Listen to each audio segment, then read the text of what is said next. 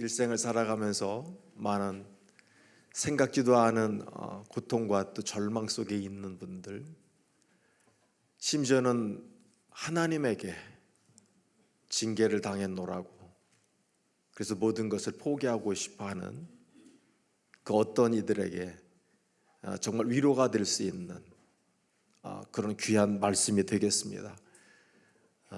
정말 말씀 전에 축복합니다. 오늘도 하나님의 위로하시는 놀라운 위로가 여러분과 함께 하시기를 주의 이름으로 축원합니다. 오늘 말씀 암울한 시대입니다. 말씀의 배경이 되는 이 시대는 사사시대입니다. 여호와에 대한 신앙도 없고 사람마다 온통 이기적인 생각대로 살았던 시대. 오히려 이방 여인인 한 여인이 여호와 하나님을 신실히 섬기는 그 모습을 보이게 됩니다. 바로 룻입니다. 여기에 또 다른 한 사람, 나그네와 고아와 과부와 객을 위해서 이삭을 남겨두라고 하는 여호와의 율법, 또 가까운 친족 중에 자녀가 없이 죽은 자가 있으면 그를 대신해서 가문을 이어주라고 하는 여호와의 말씀, 그 율법을 충실하게 지켜 행했던 사람 보아스. 바로 이 두 사람을 통해서 어두운 시대를 밝히는 아름다운 이야기, 오늘 그 이야기가 말씀이 되겠습니다. 먼저 우리가 같이 보고자 하는 것은 바로 배경이 되는 그 사사시대, 어둠의 시대를 같이 한번 보겠습니다. 오늘 이 말씀이 왜 나왔는지를 한번 이 본문을 천천히 들여다보면서 같이 보도록 하겠습니다. 먼저 1절 말씀 우리 한 마음으로 봉독해 올리겠습니다. 사사들이 치려하던 때에 그 땅에 흉년이 들어 유다 베들레헴의 한 사람이 그의 아내와 두 아들을 데리고 모압 지방에 가서 거류하였는데, 자, 분명히 저 말씀하고 있습니다. 사사들이 치려하던 때라고 시대를 말하고 있습니다. 여러분, 이 사사 시대는 어떤 때입니까? 가나안 정복의 지도자였던 여호수아, 그리고 그와 함께했던 동시대 사람들, 그들은 광야에서 또 가나안에서 정복 전쟁을 하면서 하나님이 친히 역사해 주시고 함께해 주신 살아계심을 본 자들이에요. 체험한 자들이에요. 그런데 그 시대가 이제 다 저물어 갔습니다. 그리고 하나님을 알지 못하는, 하나님이 어떤 분이신지를 알지 못하는 세대가 출현을 했는데, 바로 그 시대가 사사 시대가 되겠습니다. 하나님의 일하심을 알지 못하는 세대. 그러기에 그 사사 시대는 범죄가 있었고 또 징계가 있었고, 또 그들이 탄원하여 하나님 앞에 회개할 때에 하나님께서 구원해 주셨습니다. 구원해 주셨을 때 그들이 또 다시 한번 은혜를 망각하고 하나님 앞에 범죄하는 이런 일들이 계속해서 반복이 되어집니다. 그래서 신학적으로 이것을 신명기 사이클이라고 얘기를 하는 거예요. 범죄, 거기에 따른 하나님의 징계. 그러니 그 징계가 너무 아파 하나님 앞에 호소하고 회개하며 돌아올 때 하나님께서는 아무 일도 없었던 듯 그들을 구해주시는 그런 일이 계속해서 반복이 되어졌다라고 하는 것입니다. 바로 혼란의 시대입니다. 왜 이 같은 일이 벌어졌느냐 하는 거예요. 말씀을 근거로 해서 보면 강력한 지도력을 가진 왕이 없었기 때문에 사람마다 율법을 떠나서 자기 소견에 옳은 대로 행하던 시대였다라고 하는 것입니다. 영어적인 표현에 그대로 녹아져 있는데요, 저기 한번 보시면 그 Israelites did not have a king 그러잖아요. 왕이 없었어요. 그래서 저기 보는 것처럼 그들이 행했는데 말 그대로예요. 자기들이 생각할 때 이것이 옳다라고 생각할 그것들을 그대로 했다는 거예요. 오늘 저 표현은 무슨 표현입니까? 하나님의 말씀, 하나님의 율법이 저들의 삶의 기준이 되지 못했다라고 하는 거예요. 각자 자기들이 알아서 이것이 옳다 생각하는 그것을 행하던 시대. 오늘 여러분 지금 시대와 비슷하지 않습니까? 이런 시대는 항상 있어 왔어요.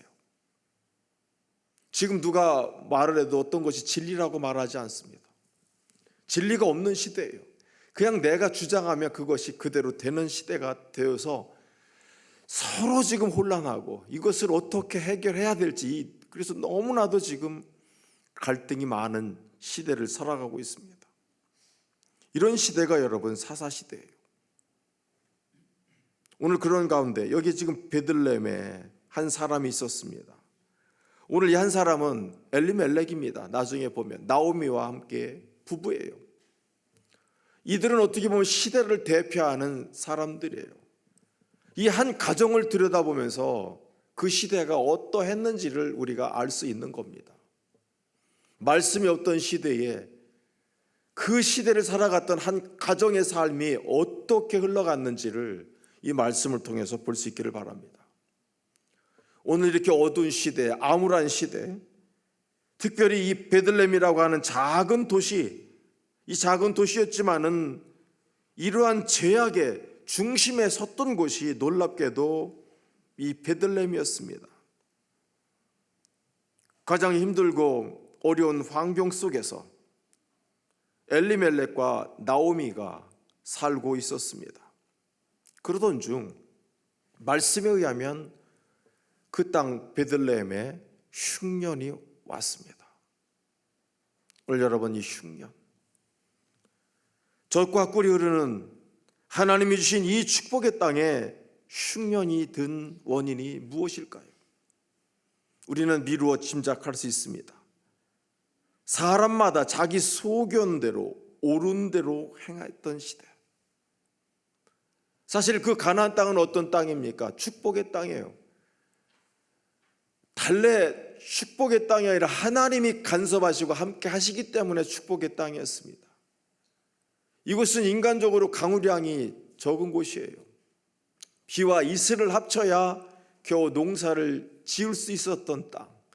그러게 절대적으로 하나님의 은혜를 의지해야 하는 곳인데, 하나님이라고도 할 수 있는 그 말씀, 오늘 말씀대로 살지 않았던 그들에게 가뭄이 들었다고 하는 것, 흉년이 들었다라고 하는 것은 아마 참 미루어 짐작하건대 하나님의 진노하심이었다라고 우리는 생각할 수가 있습니다. 이 흉년, 원문의 의미는 말 그대로 이것은 기근입니다. 아무것도 먹을 것이 없는 때예요. 그런데 이 흉년이라고 하는 이 사건이 오늘 여기에만 있질 않아요. 아브라함 때도 흉년이 들었습니다. 그래서 그는 계속해서 흘러내려가다 애굽까지 가게 되었고, 그 애굽에서 자기 부인을 말 그대로 아내라고 하지 않냐고 동생이라고 속이는, 누이라고 속이는 이런 일들이 있었습니다. 그래서 생명을 부지런했습니다마는 정말로 하나님의 진노를 사기도 했습니다. 이렇게 흉년은 무서운 거예요. 한 생애를 바꿔놓는 놀라운 사건이 되어졌어요. 여기 또 한 사람, 흉년으로 인해서 복을 받은 사람이 있는데 그의 아들 이삭입니다. 이삭이 머물던 곳에서도 분명히 지금 흉년이 들어서 큰 일이 났습니다. 그랬을 때 그도 떠나려고 했습니다. 그때 하나님께서 바로 그곳에 머무르라고 명령하셨을 때에 이삭은 하나님의 말씀에 순종해서 그 그랄 지역에 머무르게 됩니다. 그곳에 머물게 됐을 때 하나님께서 그 순종에 복을 주시는데 그의 100배의 결실을 맺었다라고 성경은 우리에게 말씀하고 있습니다.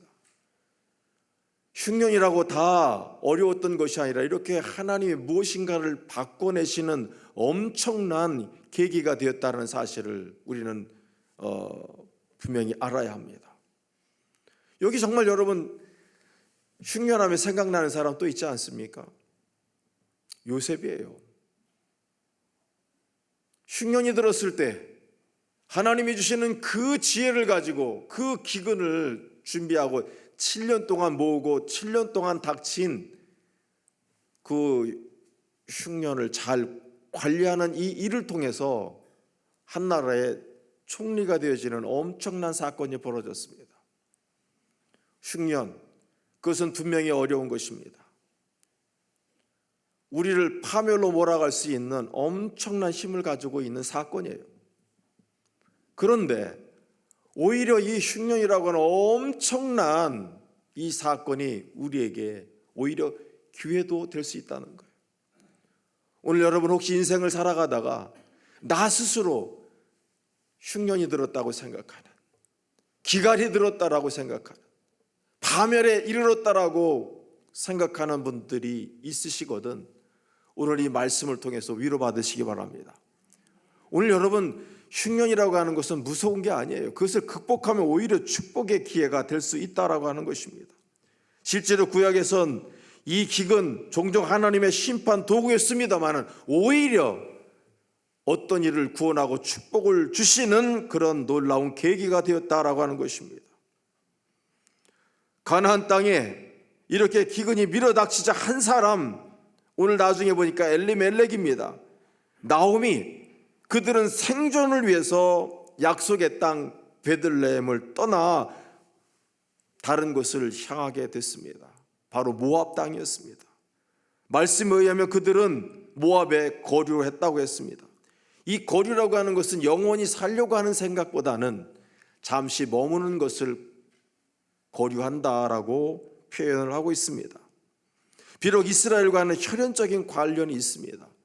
아브라함의 조카 루시안이라 그 롯의 후손이에요. 그 딸들에게서 모압과 암몬이 나왔는데 바로 그 모압입니다. 그곳으로 이주를 했습니다. 그런데 이건 분명한 것이 약속의 땅을 벗어나서 이방 땅으로 갔다라고 하는 사실입니다. 오늘 이것이 일파만파 어떤 일을 가져오는지를 우리는 말씀을 통해서 보게 될 것입니다. 2절 말씀입니다. 우리 한 마음으로 봉독해 올리겠습니다. 그 사람의 이름은 엘리멜렉이요 그의 아내 이름은 나오미요 그의 두 아들의 이름은 말론과 기련이니 유다 베들레헴 에브랏 사람들이더라. 그들이 모압 지방에 들어가서 거기 살더니, 여기에 지금 등장하는 사람이 있습니다. 바로 그의 가장 엘리멜렉입니다.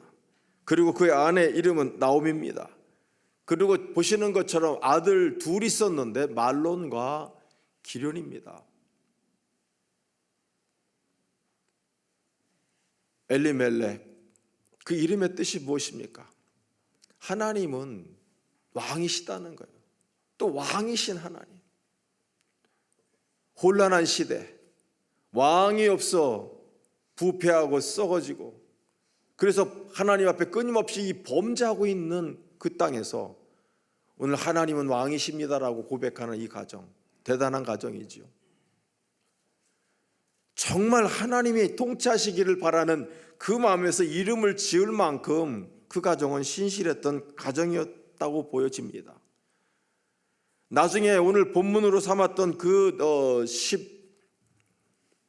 19절의 말씀, 그 말씀을 통해서 보면 이 엘리멜렉의 가문은 성내에 굉장히 유력한 이제 명망이 있는 집이었다라고 하는 사실도 알게 됩니다.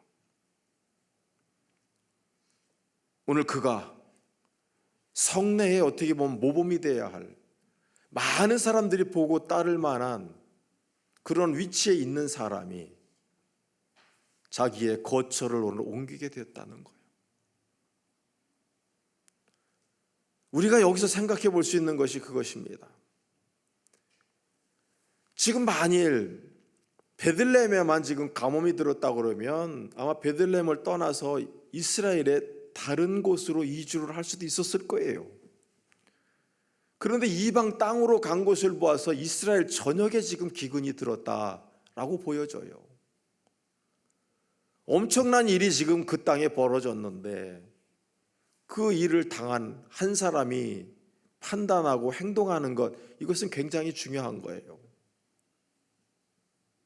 오늘 그가 내린 결정은 무엇이었습니까? 그 땅을 떠나서 이방으로 가는 거예요. 신앙이 있을런지 모르지만 보니까 이 시련을 견딜 만한 그런 믿음이 그 당시에 없었다는 거예요. 암울한 시대, 그 사사시대에 말씀이 없던 시대를 살아가고 있는, 어떻게 보면 유력한 한 가정의 판단력이 이런 거예요. 이런 것들로 볼 때 그 시대의 사람들을 조금은 우리가 이해를 할 수가 있는 것이, 참 신앙의 사람들이 굉장히 빈약했다, 흔들리고 연약하지 않았나라고 하는 것을 오늘 여기서 엿볼 수가 있습니다. 하나님을 끝까지 신뢰하지 못하는 모습, 하나님은 왕이시다라고 하고 그 고백을 담아서 이름을 지었지만은 결국 왕으로 모시지 못한 엘리멜렉의 모습을 여기서 볼 수 있습니다. 또 그의 아내, 이름은 나옴입니다. 말 그대로 즐거움, 기쁨입니다. 심지어는 아름다움이에요. 이 말씀을 보면서 사람들의 그 이름의 의미를 보면서도 참 어떻게 보면 재밌다라고도 말할 수 있고 이야기의 흐름을 알 수가 있어요. 하나님은 왕이시고 즐거움, 기쁨이 있는 가정. 그런데 그 자녀들 이름 보십시오. 갑자기 보니까 말로는 병약하고 병들었다는 것, 또 기려는 소모되고 쇠약하다라고 하는 그런 뜻을 갖고 있는데 뭔가 좀 미래가 암울하지 않습니까? 어찌됐든 이 한 가문이, 어떻게 보면 사사시대의 한 신앙의 가문이 움직이기 시작했다는 거예요. 자, 오늘 나오미의 시련이 시작됩니다. 2주를 하고 어떤 일이 벌어졌는지를 한번 보겠습니다. 자, 3절에 보니까 나오미의 남편 엘리멜렉이 죽고 나오미와 그의 두 아들 남았습니다. 가장이 쓰러졌습니다. 오늘 여러분, 이거 어떻게 이해해야 할까요? 이민의 삶 지금도 힘들어요. 7, 80년대 우리나라에서 참 많이 외국으로 나갔죠. 그 중에서도 미국. 여러분 참 동포 사회, 여러분 어떨 거라고 생각하십니까? 거기서 하는 말들이 있어요. 차라리 여기서 열심히 내가 정말 한국에서 이렇게 열심히 했으면 나도 부자 됐을 거라는 얘기들을 하셔요. 정말 하루 종일이에요. 하루 종일. 어두울 때 나가서 어두울 때 집을 들어와야 하는 그런 고단한 삶들을 살았어요. 그거 그냥 자녀들 하나 바라보고 그들 크는 거 보고 걔들이 영어하는 거 보고 신기해서 산 거예요. 돈 벌었는데 그 아이들 어떻습니까? 엄마 아버지 없으니까 자기들 형제끼리 사는 거예요. 토요일에 저도 그 시카고 외곽에 있는 올랜도라고 하는 지역의 교회에 한글학교 교사로 나가서 아이들 만난 적이 있었어요. 호영이라고 하는 아이였어요. 그 애가 저한테 쫓아와가지고 하는 말이, 목사님, 우리 엄마가 나한테 미친 애기래요. 여러분 이게 무슨 얘기 같아요? 엄마가 이 미친놈이라 그랬겠지. 근데 걔가 이제 그 말이 뭔지 잘 못 알아듣으니까 미친 애기라고 그랬다고 저한테 이르는 거예요. 그 동생이 있는데 둘이 막 레슬링을 하는데 이건 노는 게 아니라 애를 죽일 것 같아갖고 제가 그만하라고. 얼마나 애들이 과격하고 그러는지. 엄마 아버지는 제가 보니까 세탁소를 해가지고 굉장히 큰 부자가 됐어요. 호영이도 FBI 요원이 되고 싶다 그랬는데 됐는지 모르겠어요. 근데 지금 제가 얘기하는 건 뭐냐면 너무나도 고생을 하면서 그 아이들 키웠는데 나중에 대화가 안 되는 거예요. 제일 문제가. 우리도 뭐 한국에 이렇게 있어도 뭐 대화가 잘 되는 건 아닌데 이 세대 차이가 나중에는 문화 차이로 다가오는 거예요. 그래서 정말로 수고하고 뼈 빠지게 일을 해서 뭐 하버드 대학을 보내놓고 뭐 예일 대학 보내놨으면 뭐합니까? 나중에 엄마 아버지 뭐 얘기를 하려니 말이 돼야지요 서로. 그런 아픔들을 겪는 것이 이민의 땅이에요. 오늘 이방 땅으로 가서 그 낯선 문화와 언어와 음식들 이거 어떡할 거예요? 심지어는 종교적인 것 아닙니까? 하나님을 온전히 예배할 수 없는 그 땅으로 갔던 거예요. 그 낯선 나라에서의 고된 삶. 엘리멜렉이 오늘 보니까 죽어요. 잘 살았으면 좋은데 죽어. 이 말인즉슨 나오미 그는 과부가 되었다는 얘기예요. 가까스로 삶을 버텨야 하는 엄청난 위기가 한 여인에게 다가왔다는 거예요. 이민을 갔으면 잘 살기나 하지 거기서 죽어. 그런데 계속 일이 틀어져 가는 것을 볼 수 있는 말씀이 4절입니다. 자, 그들은 모압 여자 중에서 그들의 아내를 맞이하였는데 그랬어요. 하나의 이름은 오르바야, 또 하나의 이름은 룻입니다. 오늘 저 아내를 맞이하였는데라고 하는 거 우리는 그냥 지나가는데 원문으로 보면 저기에 문제가 있어요. 저기 나사, 그죠? 나사 이샤라고 하는 단어를 쓰는 거예요. 아내를 맞이했다는 거예요. 근데 저기서 그 나사라고 하는 단어를 지금 쓰고 있는 저 이유가 있어요. 유대인으로서는 수긍하기 힘든 비정상적인 일이 지금 벌어졌다라고 얘기를 하고 있어요. 결혼이라고 하는 것은 굉장히 중요합니다. 내 2세가 결혼을 통해서 나오고 계속해서 세대가 이어져가는 이 엄청난 일인 거예요. 이 연애하고는 다른 거 아니에요.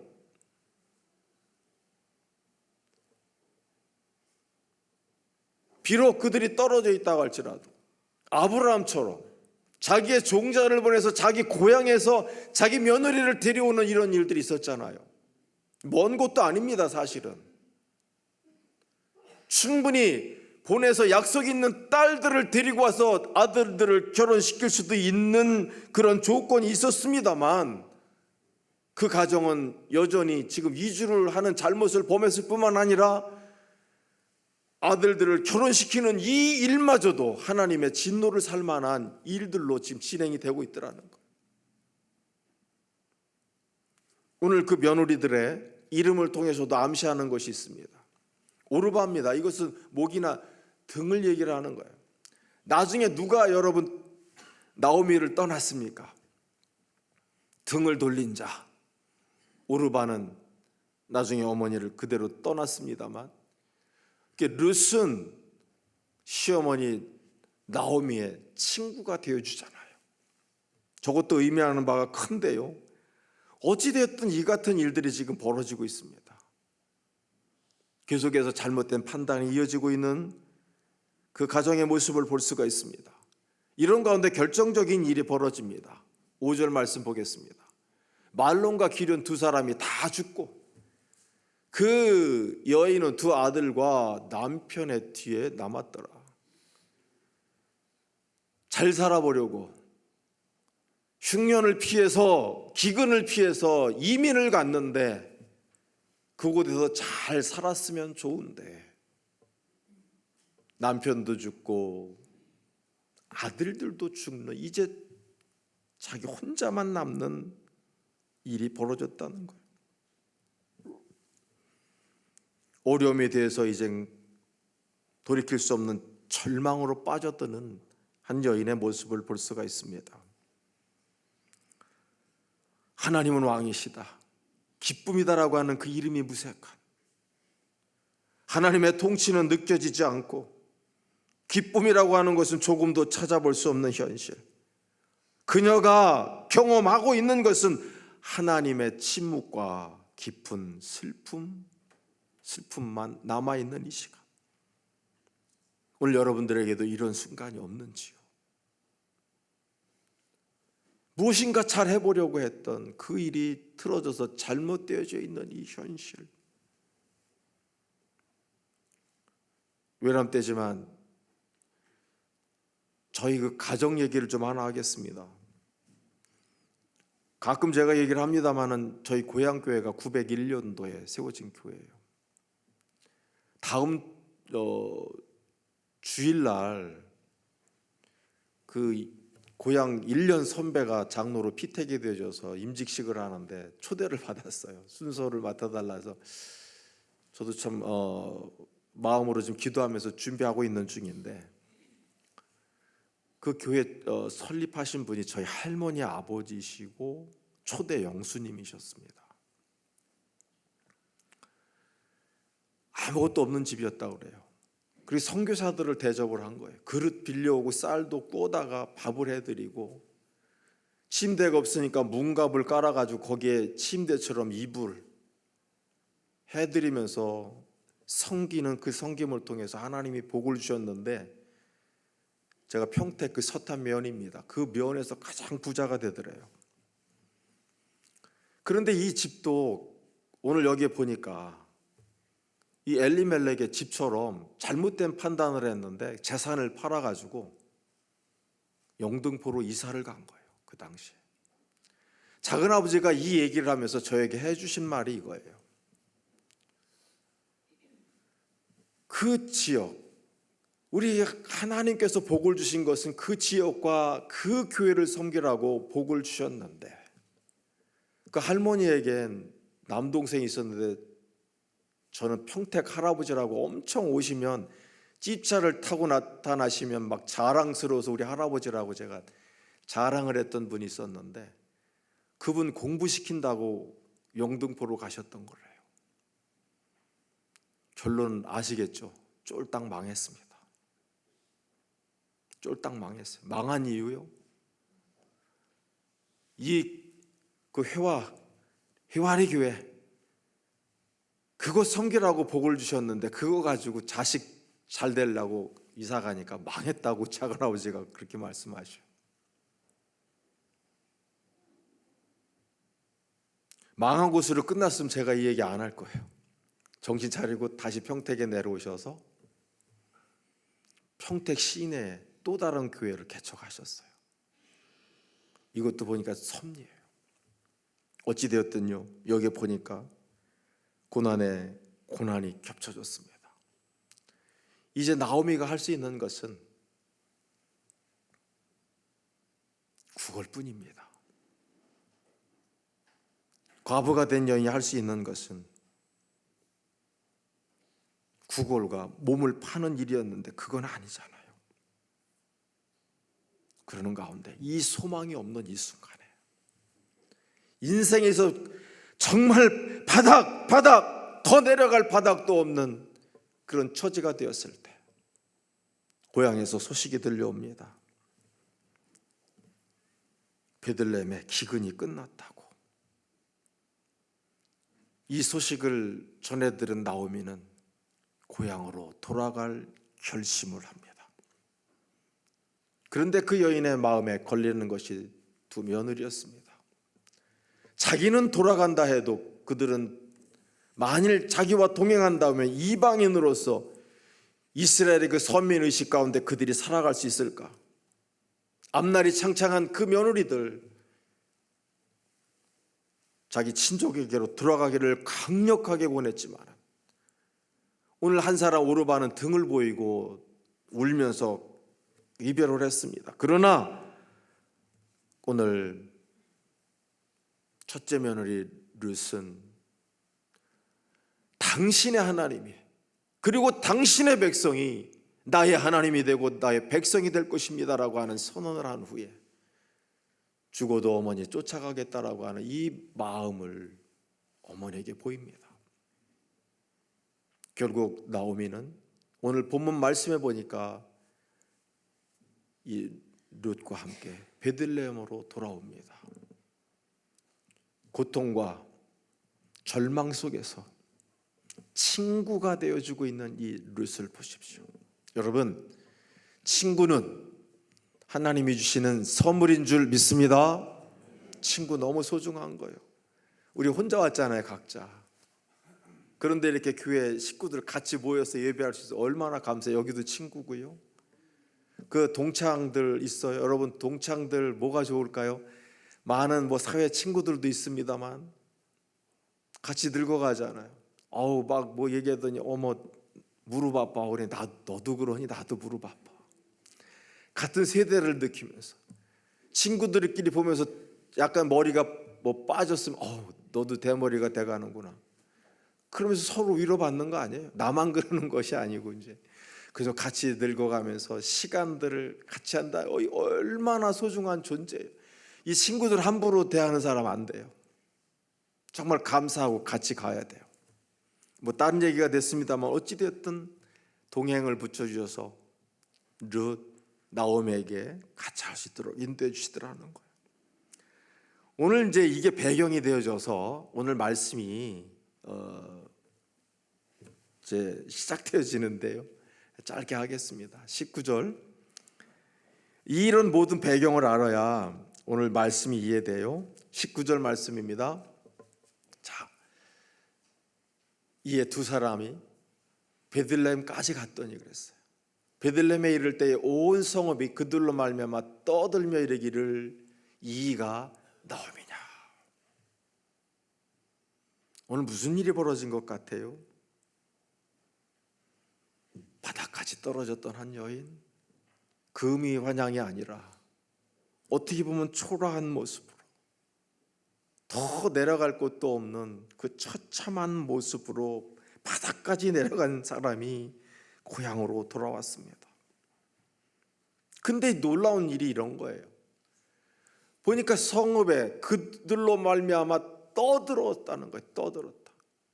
오늘 그냥 막 시끄러웠다 정도가 아니라 이게 유력자였다라고 하는 영향력이 있었던 가문이라고 하는 증거가 이겁니다. 누가 하나 그냥 왔나 보다지요. 그런데 떠들었다는 거예요. 오늘 이 떠들었다라고 하는 것은 어떤 때 썼었느냐면 사무엘 상 4장에 보면 언약궤가 이스라엘 진영에 도착했습니다. 이때 많은 백성들이 춤을 추면서 노래하면서 막 그 시간을 너무나도 감사하면서 즐길 때 땅이 흔들렸다라고 하는데 그때 썼던 단어예요. 국가적인 엄청난 일이 벌어졌을 때 썼던 단어예요. 그렇다면 나오미가 지금 베들레헴으로 돌아왔다라고 하는 것은 엄청난 사건이고 말 그대로 장안의 화제, 뉴스거리가 되었다라고 하는 것입니다. 그러면서 여기 묻는 말이 나오미냐? 이가 정말 나오미야? 라고 묻는 이 장면을 한번 상상해 보십시오. 어떻게 보면 이 나오미, 그를 보고서 기뻐하는 그런 마음도 있습니다만 지금 놀라운 거예요. 어떻게 나오미가 저렇게 되어졌느냐. 고귀했던 저 부인이 어떻게 저렇게 보면 초라한 행색으로 우리에게 나타났는가에 대한 그 놀라움, 기쁘면서도 그 놀라움이 그 안에 있었다는 거. 아니 정말로 당신이 나오미야? 이건 지금 뭐 예스 노를 원해서 묻는 게 아니잖아요. 자기들도 지금 놀란 거예요. 한편으로는 조롱도 섞여 있는 것입니다. 가진 것 들고 가서 더 잘 살려고 어딘가를 이 정말로 고국을 등지더니 겨우 결과가 이거야? 하는 그런 마음도 있는 거 아니겠어요? 기분이 저는 이런 거예요. 여고 시절에 잘난 척했던 한 친구들 분명히 있을 거예요. 근데 모든 것이 다 허물어져 갖고 집으로 돌아온 한 친구 속으로 그럴까요? 잘난 체 하더니. 제가 볼 때 약간 그런 기분도 느껴져요. 여러분, 참 무너진데 더 무너지는 거 아니에요? 삶이 파탄난 것도 죽겠는데 사람들의 이 조롱 어린 시선들, 한 인간이 감당하기 어렵습니다. 그런데 여러분, 하나님은 이럴 때 일하시더라고요. 오늘 20절 한번 보겠습니다. 나오미가 그들에게 이르되 뭐예요? 나를 나오미라 부르지 말라. 나오미는 아까 기쁨, 즐거움이잖아요. 나에겐 더 이상 기쁨과 즐거움 없다고 말하면서 나를 마라라 부르라, 쓰다라고 하는 것이 마라의 쓴물이잖아요. 그러면서 이는 전능자가 나를 심히 괴롭게 하셨음이니라 라고 말합니다. 원망하고 불평하는 것처럼 들리시지요? 여러분, 아니에요.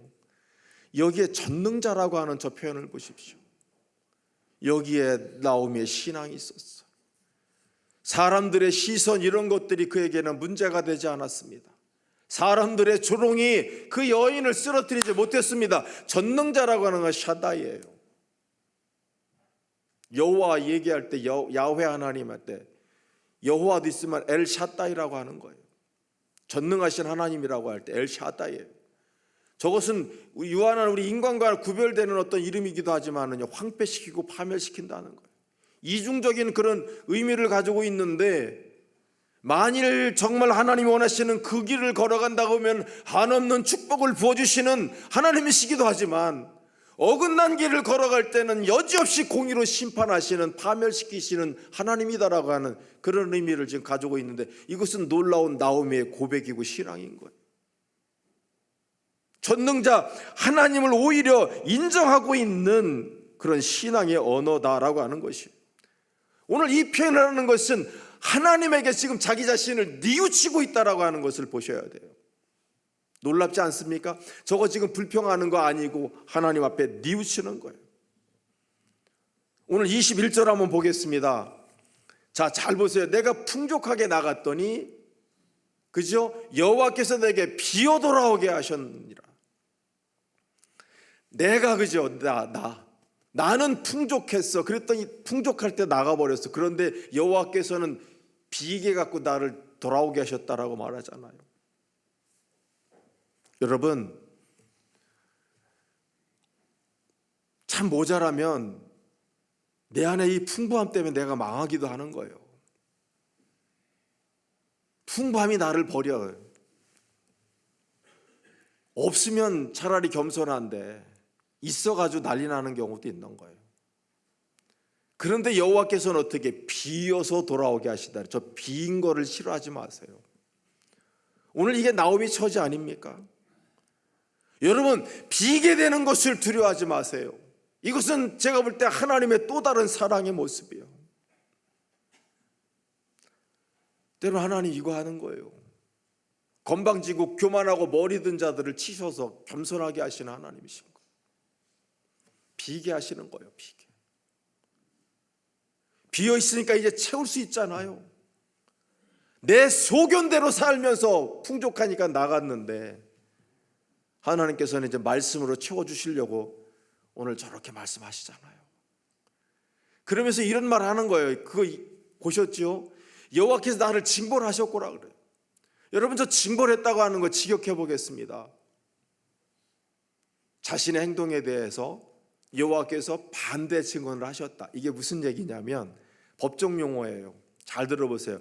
검사가 어떻습니까? 어떤 범죄를 한 사람이 있으면 기소하지요. 그래서 이 사람이 무슨 죄를 지었다라고 그거를 판사 앞에서 제소한다 그러는 거 아니에요. 그러면 변호사가 아니 이런 면도 있어야 갖고 변호를 해주면 판사가 듣고서 아 이거 이렇게 됐다고 판단하는 거 아니에요. 그런데 오늘 지금 그 얘기를 하는 거예요. 우리 하나님께서 검사가 되셔서 나의 죄를 모두 말하셨다라고 하는 거예요. 그건 무엇이었습니까? 약속의 땅 베들레헴을 버리고 오늘 그는 이방 땅 모압으로 갔던 일, 그래서 모든 것을 잃어버리게 하셨다라고 나오미가 스스로 자백을 지금 하고 있는 거예요. 얼마나 대단한 용어입니까? 이거 지금 불평하는 거 아니었어요. 저도 이 말씀 이번에 준비하면서 이거 본 거예요. 저거 불평 아니었습니다. 하나님이 온당한 일을 지금 하셨다라고 나도 그거를 인정할 수밖에 없다고 시인하는 거예요. 더군다나 또 여기에 지금 아름다운 신앙의 모습이 있는데요. 이거를 나를 괴롭혔다. 아까도 괴롭혔다고 그랬는데 저 괴롭힌 거는요. 전능자가 나를 상처 입히셨다는 거예요. 옆에 있던 길수와 그 영희가 나를 괴롭게 한 게 아니에요. 하나님이 나에게 상처를 주셨다. 그럼 저 상처는 납니다. 인간들이 나에게 상처를 낸 건 내 가슴을 찢어놔. 그리고 그걸로 끝이에요. 그러나 전능자 하나님은 상처를 내주시고 그 찢어진 것도 치료해 주시고 함께 해주십니다. 싸매 주시고 함께 해주시는 하나님을 체험하는 여러분이 될 수 있기를 주의 이름으로 축원합니다. 오늘 지금 저 얘기를 했던 거예요. 나오미가 철저한 자기 회개의 말들이었어요. 우리는 불평하는 줄 알고 저거 봤었잖아요.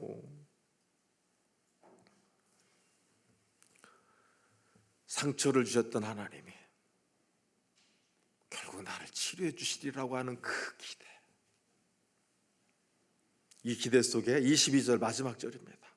나오미가 모압 지방에서 그의 며느리 모압 여인 룻과 함께 돌아왔는데 그들이 보리 추수 시작할 때에 베들레헴에 이르렀더라. 뭔가 이제 여러분 이게 불행해 보여요 지금? 뭔가 지금 기대가 되지 않습니까? 하나님이 모든 거 다 비게 하셔서 이제 비인데 채우시기만 하면 되잖아요. 바로 저 추수 때에 이삭을 죽게 하셔서 채워주시고 나중에 보아스라고 하는 한 사람을 만나게 하셔서 기어 무르는 자로서 고엘 제도라고 하잖아요. 결국 그렇게 해서 새로운 신랑을 맞이하게 되는, 그래서 이새를 낳게 되고 그래서 다윗의 고향이 베들레헴이 되는 것 아닙니까? 하나님이 놀랍게 역사하셨어요. 오늘 저는 이 말씀 보면서 뒤에 어떤 결과보다도 이 오늘 본문 말씀은 나오미의 철저한 회개였어요. 원망이 아니라 정말로 하나님 앞에 온 신앙을 다 쏟아서 요즘으로는 기도원을 올라가서 하나님 앞에 부르짖고 하나님 내가 잘못했습니다라고 하는 통회하는 심정을 하나님 앞에 보였던 장면이 마음에 왔어요. 그 후에 정말 그 빈 마음 속에 이제 자기 의견대로 소견대로 할 것이 아니라 하나님을 쫓아갈 오늘 그에게 축복하시는 것을 봤습니다. 하나님은 오늘 보니까 이런 곳에서 일하고 계셨습니다. 오늘 여러분 이 말씀 준비하면서 한곁에 이런 것이었습니다. 누구나 인생에서 바닥 경험합니다. 때때로 그 바닥 이유 알 수 없을 때가 있습니다. 우리의 인생은 참 간단하지가 않습니다. 쉽게 풀어낼 수가 없습니다. 오늘 이 말씀을 준비하면서 나누고 그러면서 기대하는 것은 생존을 위해서 자기 고향을 떠날 수밖에 없었던 수많은 사람들, 자기 뜻대로 인생이 풀리지 않은 수많은 사람들, 알 수 없는 이유로 인생의 비극을 맞이하고 있는 많은 이들에게 하나님의 진정한 위로가 있기를 바랬어요. 여러분 오늘 흉년이십니까? 그리고 여러분들에게 절망의 순간들이 있습니까? 결코 두려워하지 마십시오. 이것은 여러분을 비우신 후에 하나님의 방법대로, 당신의 방법대로 축복을 주시기 위함이었습니다. 하나님의 위로하심이 여러분과 함께 하시기를 주의 이름으로 축원합니다.